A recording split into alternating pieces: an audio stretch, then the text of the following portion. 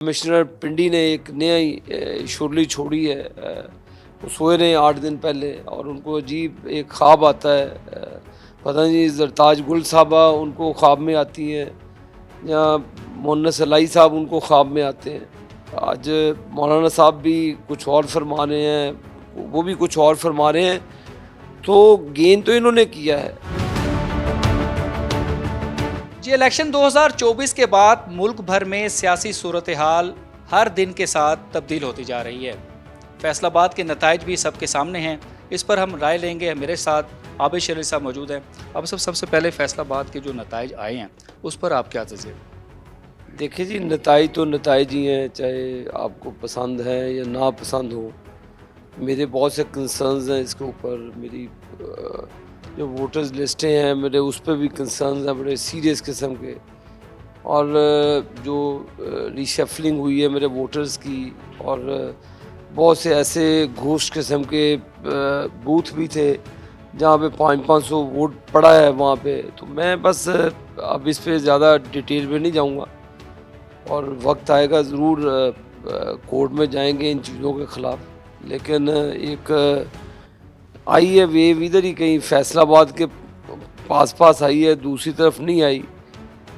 तो लेकिन बहरहाल एक अनफॉर्चुनेटली एक जो रिज़ल्ट आया है, चाहे आपको पसंद है या नहीं पसंद है, तो हम नहीं चाहते कि मुल्क में इंतशार फैले, जब मुल्क में बदअमनी की सूरत हाल हो, लोगों के वोट अब आगे हैं, तो अब पाकिस्तान को आगे लेकर जाना चाहिए।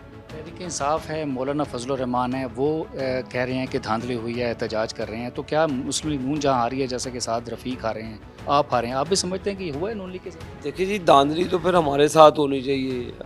इसका मतलब है कि 100% सीटें वो जीत जाएँ, अपनी मर्ज़ी के वो नताइज हासिल कर लें, तो सारा कुछ ठीक है पाकिस्तान में।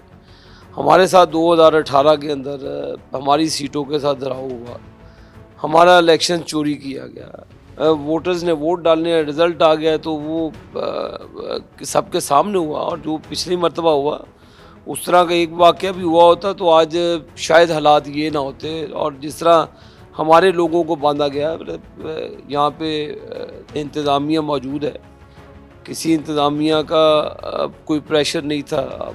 मुझे नहीं समझ आती कि लोग अपनी रिश्तेदारियाँ निभाने के लिए, अपने ताल्लुकात निभाने के लिए, अनफॉर्चुनेटली आज जो कमिश्नर पिंडी ने एक नई शुरली छोड़ी है, वो सोए रहे 8 दिन पहले और उनको अजीब एक ख्वाब आता है।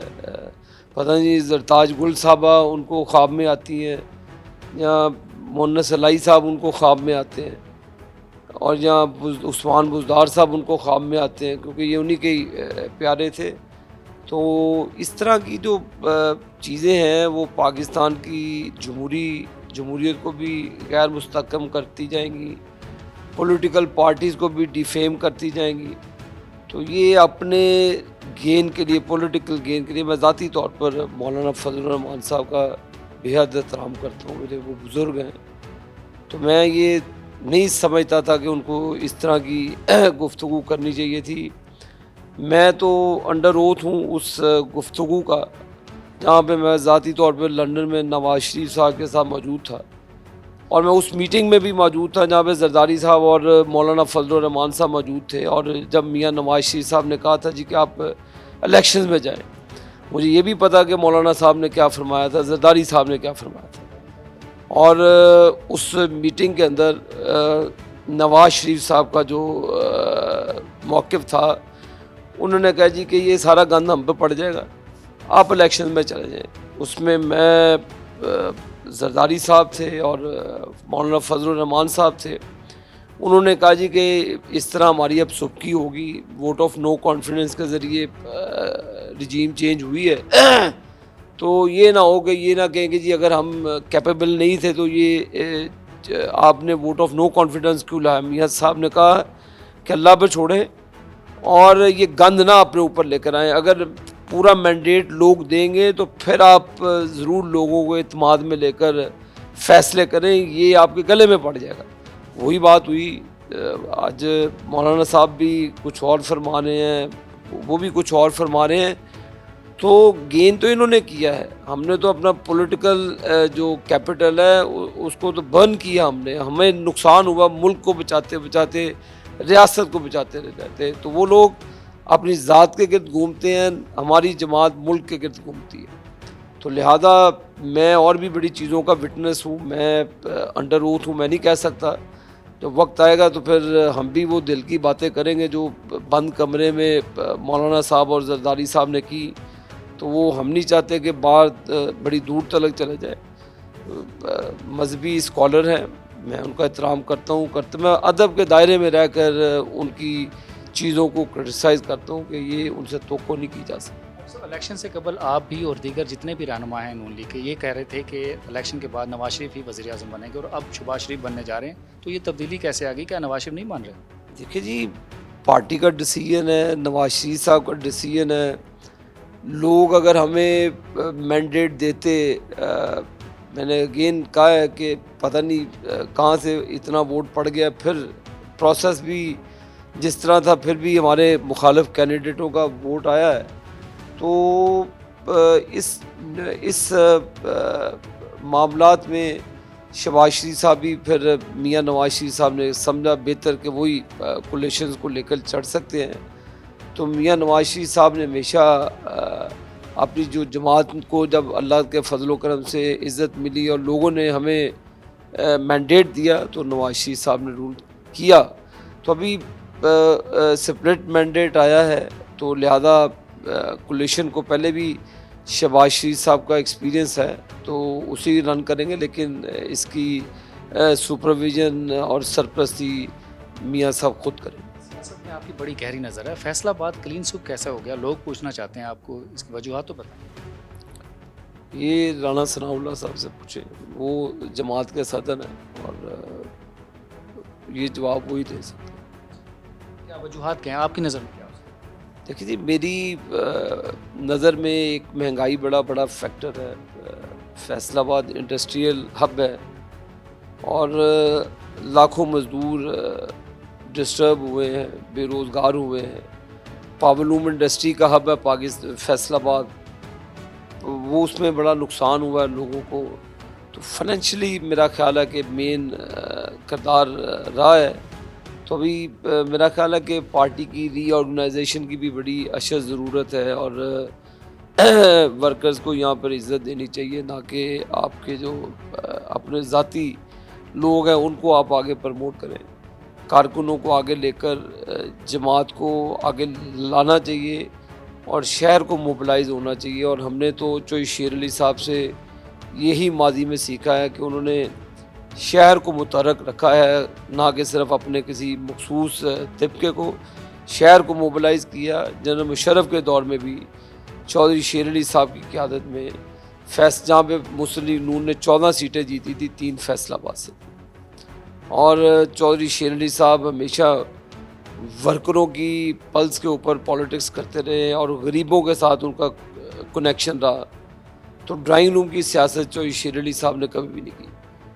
بڑا نام ہے, آپ کے والد صاحب کا بڑا نام ہے, آپ نہیں سمجھتے آپ کو ہروانے میں کہیں نہ کہیں آپ کے اپنے لوگوں کا بھی ہاتھ ہو سکتا ہے؟ میں اس پہ دیکھیں الزام تراشی میں نہیں جانا چاہتا. مجھے اللہ کے فضل و کرم سے 1,03,000 ووٹ پڑا ہے, جو فیصل آباد میں سب سے زیادہ ووٹ مجھے پڑا ہے, اور یہ میرے والد صاحب کی ظاہر ہے ان کی شخصیت کو پڑا ووٹ.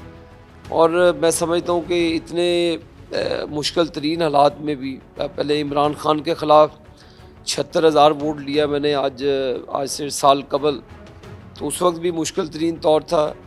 تو مہنگائی کے پتہ نہیں, مہنگائی فیصل آباد سے شروع ہوئی تو ملتان تک اور آنورڈ گئی ہے, پیچھے مہنگائی نہیں تھی. تو افیکٹ یہی ہوا, اور پھر بھی اللہ کا شکر ہے میں اپنے فیصل آباد کے ساتھیوں کا اور اپنے N102 کے ماؤں بہنوں کا بھی مشکور ہوں جنہوں نے 1,03,000 ووٹ دیا. پنڈی کی بات کر لیتے ہیں, جن 13 لوگوں کو جتوانے کی وہ بات کر رہے ہیں, اس کا مطلب ہے کہ الیکشن کی شفافیت پہ تو انہوں نے پھر سوال کھڑا کر دیا. کوئی شفافیت پہ سوال کھڑا نہیں ہوا. ابھی بے تکا آپ مجھے کہیں جی آپ فلان قتل میں ملوث ہیں, آپ منہ اٹھا کے میرے پہ الزام لگا دیں جیسے ماضی میں لگتے رہے ہیں. اس طرح کا ایک جب مسلم لیگ نون کی حکومت آتی ہے, اس طرح کے برساتی کیا کہتے ہیں جوکیں نکلتی ہوتی ہیں. آپ کو یاد ہوگا 2013 میں وہ افضل صاحب نامی ایک داڑھی والے شخص تھے الیکشن کمیشن کے, انہوں نے بھی اس طرح کے اعتراضات اٹھائے تھے. آج پھر جب پی ایم ایل این حکومت بنانے جا رہی ہے پنجاب اور وفاق کے اندر, تو پھر ایک نیا پلانٹڈ آدمی چٹھا صاحب جو غالباً مارچ کے اندر ریٹائر بھی ہو رہے ہیں, تو ان کے اپنے مراسبات ہیں بڑے پی ٹی آئی سے, ان کے عزیز بھی ایم این اے ہیں, ان کے اپنی بڑی گہری تعلق ہے ان لوگوں سے. زرتاج گل کے ساتھ بھی ان کا بڑا کنیکشن ہے. تو اس طرح کے بھونڈے الزامات لگانا یا تو پہلے لگا دیتے جب آپ کو اتنی کوئی وجد طاری ہوا, فجر کے ٹائم کہتے ہیں سوسائڈ کرنے لگا, تو اللہ تعالیٰ گند اتنی جلدی نہیں ختم کرتا. تو یہ ایسے گند جو پلانٹڈ ہوں, تو اب میرا خیال ہے کہ چٹھا صاحب کی انویسٹیگیشن ہونی چاہیے. کس نے پلانٹ کیا, کس نے یہ ابھی انہوں نے چیف جسٹس آف پاکستان کے اوپر بھی الزام عائد کیا. اگر آپ نے ان کی گفتگو سنی, انہوں نے چیف جسٹس آف پاکستان پہ بھی الزام عائد کیا. تو اب میرا خیال ہے کہ عدالتیں اس کا فیصلہ کریں گی. راولپنڈی کے بیان پر تمام سیاسی جماعتیں بہت زیادہ سنجیدہ ہیں. کیا نون لیگ بھی ان کی تحقیقات کا جو ہے وہ ڈیمانڈ کرے؟ بالکل تحقیقات ہونی چاہیے. اور جو باقی جماعتیں ہیں, دیکھیں ہمارے ساتھ دھاندلی ہوئی, ہمیں ہرایا گیا. یہ چند چہرے جو آپ کل کراچی دیکھ رہے تھے وہ احتجاج میں, وہ تمام عمران خان کی حکومت کے وزراء رہے ہیں. محترمہ فہمیدہ مرزا صاحبہ, اگین پگاڑو صاحب اور بھی کوئی جتوئی صاحب, یہ سارے پی ٹی آئی کا حصہ رہے ہیں. اور اب میٹھا میٹھا ہب ہب اور کڑوا کڑوا تھو تھو, تو یہ اگر تو دھاندلی ہوئی ہوتی تو پھر ہم بھی الیکشن آتے. دھاندلی ہمارے ساتھ ہوئی, ہمیں ان سیٹوں پر الیکشن ہرایا گیا. یہ دھاندلی شاہ کوٹ سے شروع ہوئی ہے, توڑ وہ ملتان تک گئی ہے.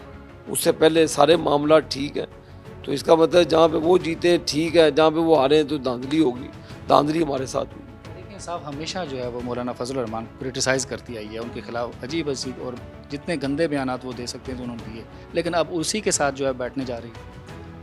یہ تو کریڈٹ گوز ٹو مولانا فضل الرحمان صاحب کہ وہ جن کو گالیاں دیتے تھے وہ ان کے پاس گئے.